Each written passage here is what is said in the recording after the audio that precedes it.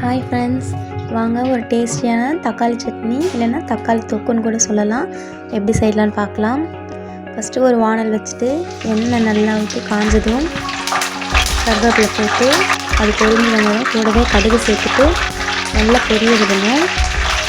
நல்லா பொரிஞ்சதும் அது கூடவே 4-5 வரமிளகாய் சேர்த்துக்கலாம். சேர்த்துட்டு நல்லா வதக்கி விடலாம். எப்பவுமே இந்த வரமிளகாய் சேர்த்தப்போ எண்ணெயில் உப்பு சேர்த்துக்கணும். அது வந்து டேஸ்ட்டும் கொடுக்கும், அந்த நெடியும் வராமல் இருக்கும்.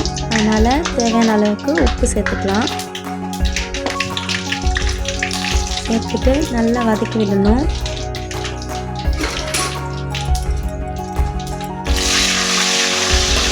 அது கூடவே நல்லா மிக்ஸியில் ஒரு ஓட்டி வச்சுருக்க பழமான தக்காளியை சேர்த்து நல்லா மிக்ஸ் பண்ணி விடலாம். எல்லா சமையலுமே எல்லா குழம்புலுமே மஞ்சத்தூள் சேர்த்தா டேஸ்ட்டாக இருக்கும், ஹெல்த்தியாகவும் இருக்கும். அதனால் தேவையான அளவுக்கு ஒரு 1/4 டீஸ்பூன் மஞ்சத்தூள் சேர்த்துக்கலாம். நல்லா கிளறி விட்டு பச்சை வாசனை போகிற வரைக்கும் நல்லா கிளறிட்டே இருக்கணும்.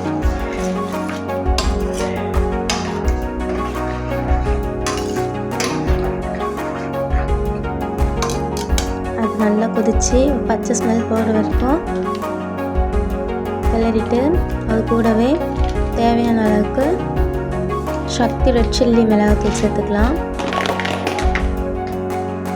அது கூடவே வீட்டில் அரைச்ச குழம்பு மிளகாத்தூள் சேர்த்துக்கலாம். ரெண்டுத்தையும் சேர்த்து நல்லா மிக்ஸ் பண்ணிட்டு விடணும். எல்லாமே கொதித்து அந்த பச்சை ஸ்மெல்லாம் போகிற வரைக்கும் நல்லா மிக்ஸ் பண்ணி விடணும். நல்லா கொதித்து வந்ததும் அது கூடவே சக்தி தனியாத்தூள் கொஞ்சம் சேர்த்துக்கலாம், டேஸ்ட்டு நல்லாயிருக்கும்.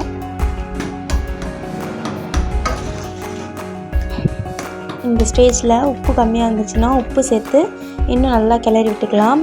நல்லா கொதித்து வரட்டும், அது வரைக்கும் வெயிட் பண்ணலாம்.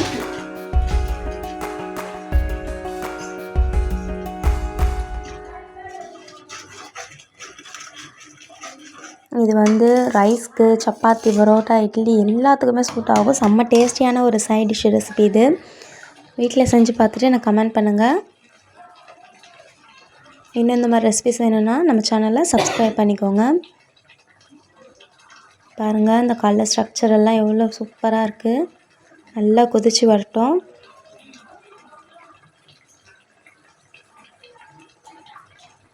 நல்லா கொதிச்சுட்டே இருந்து பச்சை ஸ்மெல் போன வரைக்கும் கட்டியாக கரைச்சி வச்சுருக்க புளி சேர்த்துக்கலாம்.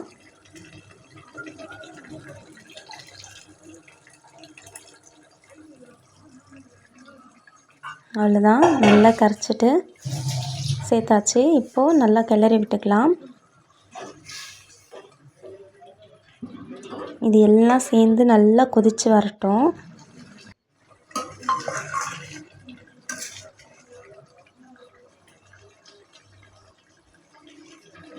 நல்லா கொதித்து ஒரு கன்சிஸ்டன்சிக்கு வரும். மெயினாக எல்லா குழம்புக்கும் டேஸ்ட் கொடுக்கறது வந்து நல்லா கொதிக்கணும், நல்லா வதக்கி விடணும். இது ரெண்டுமே இருந்துச்சுன்னா நல்லாயிருக்கும் குழம்பு. அது கொதிச்சுட்டே இருக்கட்டும். அது கூடவே எண்ணெய் ஊற்றி நல்லா நசுக்கி வச்சுருக்க பூண்டு சேர்த்து நல்லா வதக்கி விட்டுக்கலாம். நல்லா வதங்கி வந்ததும் அதை கொதிச்சுட்டு இருக்கிற தக்காளி தொக்கில் இந்த பூண்டு வதக்கி வச்ச பூண்டை நல்லா எடுத்து கொட்டி மூடிட்டோம்னா செம்ம டேஸ்டியான தக்காளி தொக்கு ரெடி. இது வந்து ஃப்ரிட்ஜில் தான் சர்வ் பண்ணணும்னு அவசியம் இல்லை. நம்ம வெளியிலே வச்சு கூட ஒரு 2 or 3 டேஸ்க்கு ப்ரிசர்வ் பண்ணிக்கலாம். அவ்வளோதான், நல்லா கிளறி விடணும். இப்போது நம்ம டேஸ்டியான தக்காளி தொக்கு ரெடி ஆகிடுச்சு. பாருங்கள், அந்த கன்சிஸ்டன்சி, அந்த திக்னஸ் எல்லாம் கரைஞ்ச விதம், அந்த மிளகாத்தூள் எல்லாம் பாருங்கள்